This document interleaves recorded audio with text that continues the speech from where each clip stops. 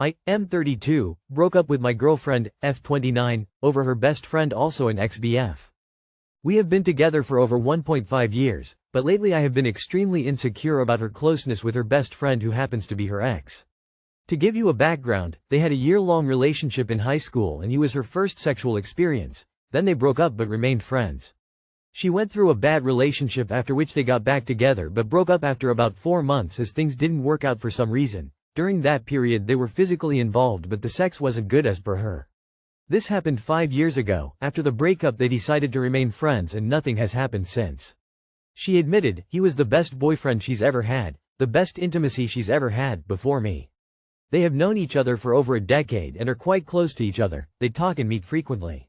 She discusses a lot of personal stuff with him as well, which I don't like. I have been feeling very insecure of this whole situation. I accept the past but I'm unable to accept the fact that he's gonna be around forever because as per her she's got 2 close friends out of which one is this ex.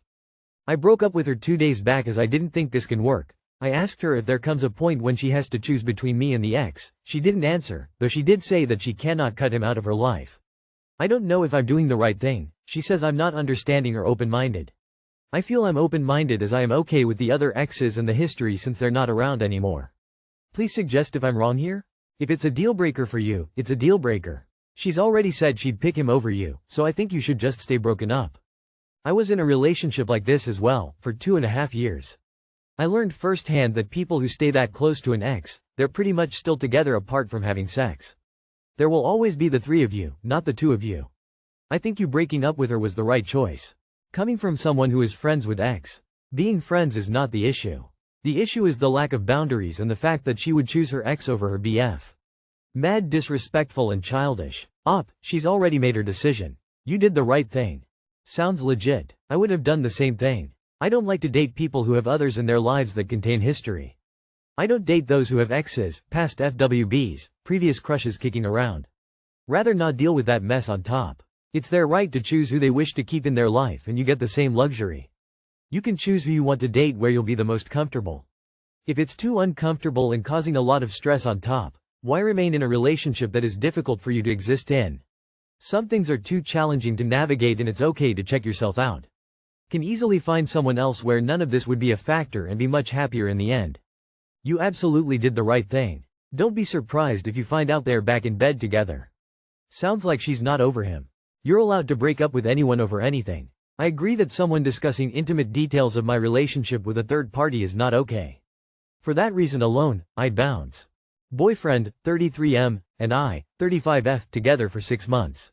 He slept with his ex-wife. Boyfriend 33M, myself 35F. Exclusively together for 6 months.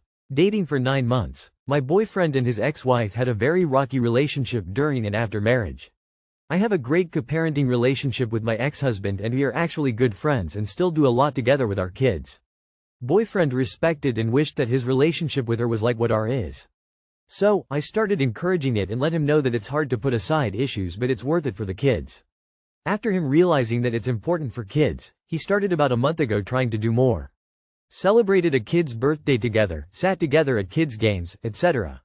He didn't want to do Christmas with her and the kids together because he didn't want his kids to get a false sense of them getting back together.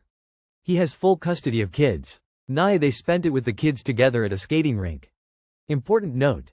She was constantly asking for them to get back together or to have sex and he was always firm at telling her no to both.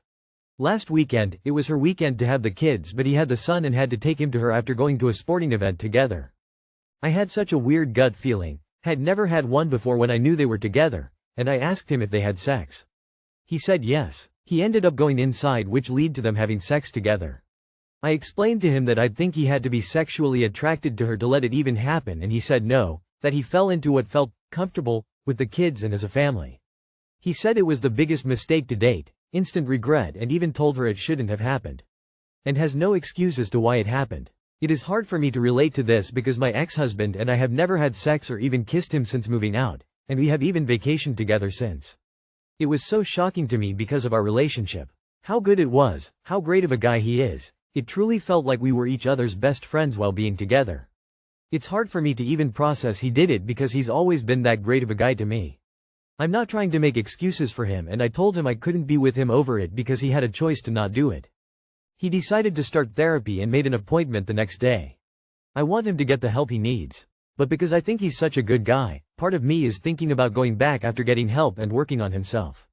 Part of me is also thinking I am only feeling this way because I enjoyed him and trying to let that overshadow what he did. He is also the first guy that I have ever felt significant other comfortable and open with. It was a relationship I never had with my husband of 13 years. Would you be stupid to go back, say in several months, or just stop thinking about any future together? I feel silly even making this post, but looking for unbiased opinions from people who don't know either of us. Infidelity was nothing I've ever dealt with before and it's so damn confusing. The thing is, usually when a person cheats they need to take several steps to rebuild that relationship, first one being cutting out the person they cheated with. He has kids with that woman so she is gonna be in his life forever. The likelihood of it happening again at some point is pretty high. He didn't offer the info, you had to ask. It doesn't sound like he was terribly apologetic. Maybe don't push your next boyfriend to hang out more with his ex-lol. Yay, it would be insanely stupid. Girl, come on. He's not over his wife. He's going to do it again. It wasn't just comfortable because if it was that benign then he would have stopped himself from doing something so horrible to you. You would be a fool to go back. Cheating takes effort. It doesn't just happen. If you're okay sharing him, stay. Sorry this happened to you, don't take him back. He showed you his true colors. Him cheating on you was his way of showcasing his lack of integrity, respect for you. There were multiple conscious decisions he had made when he decided to cheat. He doesn't deserve your grace and kindness when he didn't give you the decency to do the same for you. Put yourself first. Love on yourself enough to not put up with someone who actively disregarded your boundaries and feelings when he was put under pressure. That's not love. Yes, co-parenting is rough, but it's supposed to be for the kids, not the selfish adults who can't control themselves. Hope for the best for you, either way. Mike, 28F. My sister, 30F. Will use our other sister, 22F, as surrogate and I don't know what to do. Hello. I don't use Reddit and made this account to post about an issue with the very same sisters a couple of years ago and now I'm back. I'm stuck in a tough situation between my two sisters. Shirley, 30F, and Mary, 22F. Shirley's always been the bossy big sister, and Mary's the sweet, passive one who'll do anything to keep the peace. This dynamic has been our norm for as long as I can remember. Shirley and her husband have tried to have children for 2 years now, but the 3 pregnancies she had during this time were terminated before the 11th week. They've been devastated, which I genuinely feel for. The problem is that Shirley latched onto the idea of Mary carrying the baby for her. Mary's set to graduate from college in 4 months, and the plan is to start the process immediately after. Mary says she's okay with it, but she always just looks sad about the things she'll miss, like partying or her favorite foods, since Shirley will have her move in to make sure she's following a specific pregnancy diet, or she seems anxious about the process itself. When we've talked about it, she said things like, "Shirley's done a lot for me, this is the least I can do for her." Or, "She's really counting on me, I don't want to let her down." She keeps brushing off her own doubts, and it's so obvious to me that she's only agreeing because Shirley's guilt-tripping her. Mary seems to also be mourning her body, doing a lot of body checks in the mirror, and once she laughed anxiously, joking about how it's all gonna go. I think partly because it will change a lot, but also because Shirley keeps making comments about how Mary won't be cute and skinny anymore. These comments make me furious, but every time I push back, Shirley dismisses me, saying she's just telling the truth and I don't understand, sacrifice for family. I'm worried because Mary has always looked up to Shirley, to the point of idolization. I think she's afraid of saying no because she doesn't want to disappoint her and because of the absolute hell she'd make. But I can see how uncomfortable she is when this whole surrogacy thing comes up.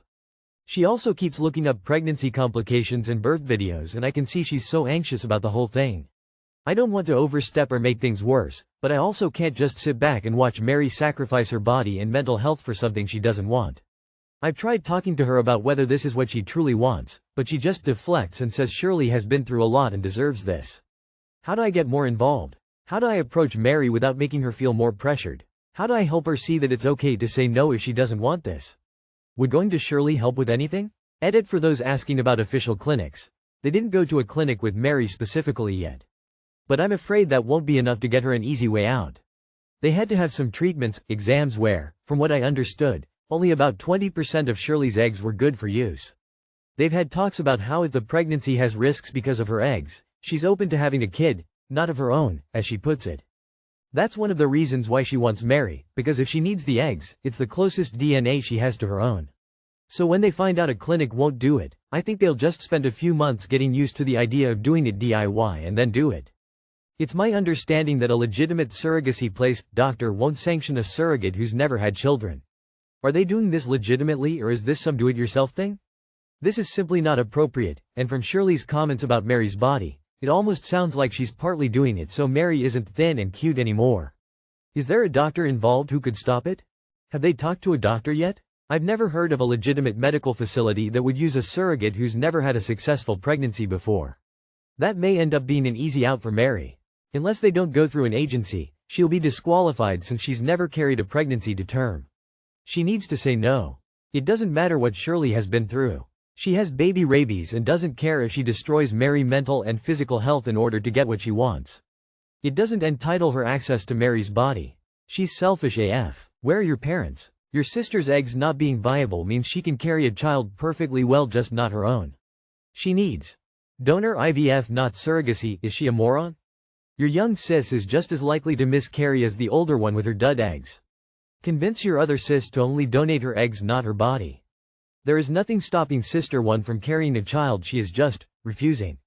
I would take Mary away for the weekend and have a long talk with her, expressing your concerns and listening to her. After that, it's up to her. You can choose to support her decision if she decides to go through with the surrogacy, or you can separate yourself from the situation. What you can't do is undermine the process all along. You will lose both of your sisters this way. Okay, so the younger sister should never be alone with the oldest sister or her husband. Is anyone else worried that they're setting younger sis up for a rape situation? Mike, 27M, girlfriend, 29F, may have cheated? Mike, 27M, girlfriend, 29F, cheated but may have been assaulted? My girl and I have been together for 8 years. She just recently told me that 5-6 years ago, she cheated on me one time and has felt terrible and been unsure how to tell me for the past 5 years. She says she barely remembered a name but gave me a first name. She says she would go to work crying because we were arguing and somebody at work would compliment her and praise her and tell her he would take care of her if I couldn't. She says the compliments felt good, but she wouldn't shut them down nor reciprocate, but did say thank you and that sort of stuff. She says that she started buying weed. She no longer does anything from him, and most times he would bring it to her. She says that one time he made her drive to his house, but still brought it out. Then next time, made her drive there, and then told her to come inside to get it. She says he started pressuring her to have sex with him, and that she didn't want to.